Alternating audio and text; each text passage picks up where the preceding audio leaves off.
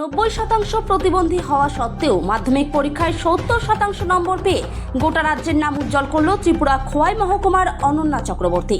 ত্রিপুরা খোয়াই জেলার অত্যন্ত দরিদ্র পরিবারের মেয়ে অনন্যা চক্রবর্তী জন্মের পর থেকেই 90% প্রতিবন্ধী। সে ঠিকমতো হাঁটতে পারে না, কথা বলতে পারে না। অনন্যার বাবা হতদরিদ্র অতনু চক্রবর্তী জানিয়েছেন, মেয়ে অনন্যার অনেক স্বপ্ন রয়েছে, কিন্তু টাকার অভাবে তিনি মেয়ে অনন্যার স্বপ্ন কিভাবে পূরণ করবেন তা ভেবে উঠতে পারছেন না। এরই মধ্যে ওনার মেয়ে 90% প্রতিবন্ধী অনন্যা এবছর ত্রিপুরা মধ্যশিক্ষা পর্ষদ পরিচালিত মাধ্যমিক পরীক্ষায় 70% নম্বর পেয়ে উত্তীর্ণ হয়ে গোটা রাজ্যের নাম উজ্জ্বল করেছেন। অনন্যাকে পরীক্ষা দিতে সাহায্য করেছেন তার সহযোগী আরেক ছাত্রী। অনন্যা মাধ্যমিক পরীক্ষায় বসে তার সহযোগী ছাত্রীটিকে প্রশ্নপত্রের উত্তর বলে দিয়েছে এবং ছাত্রীটি পরীক্ষার খাতায় লিখেছে। তাছাড়া অনন্যাকে পড়াশোনার দিক দিয়ে সাহায্য করেছেন বিদ্যালয়ের শিক্ষক শিক্ষিকারা। 90% প্রতিবন্ধী অনন্যা চক্রবর্তীর স্বপ্ন আরও ভালো করে পড়াশোনা করে ভবিষ্যতে সে ডাক্তার অথবা ইঞ্জিনিয়ার হবে। অনন্যার স্বপ্ন পূরণ করতে সরকার যদি সহযোগিতার হাত বাড়িয়ে দেয় তাহলে খুবই উপকৃত হবেন বলে জানিয়েছেন অনন্যার হতদরিদ্র পিতা অতনু চক্রবর্তী। আপনার নাম কি? আর আপনার মেয়ের নাম কি? অনন্যা এবার কি পরীক্ষা দিছিল? কেমন পড়ছে রেজাল্ট?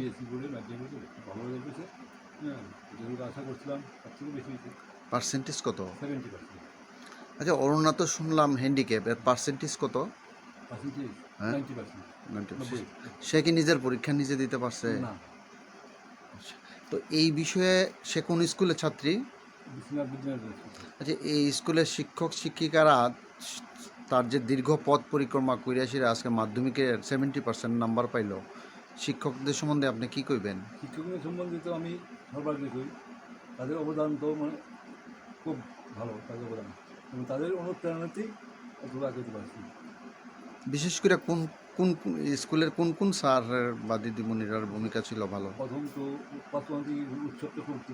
আচ্ছা, দুপুরে ভালো উচ্চত্র পাইছি আমরা। উচ্চত্র প্রতি প্রচণ্ড দত্ত না দাস পেতাম না, সুবীর সোমা, তারপর অন্তরায়, তারপর এই বাকিলা মানে কী নাম ভট্টাচার্য, বিশেষ ভট্টাচার্য, হ্যাঁ, তারপরে আরও যারা ছোটো নাম তো কিছু মনে নাই।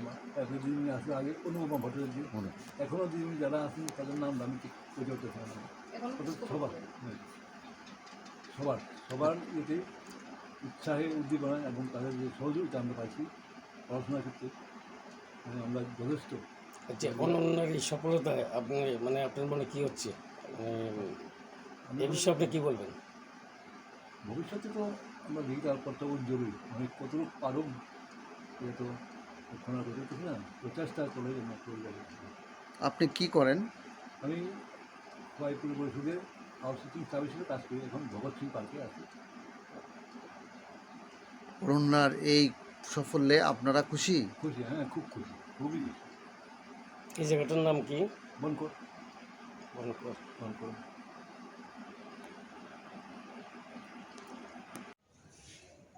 তোমার নাম কি?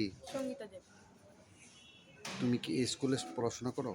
কোন স্কুলে পড়াশোনা করো? শ্রীনাথ বিদ্যানিকেতন।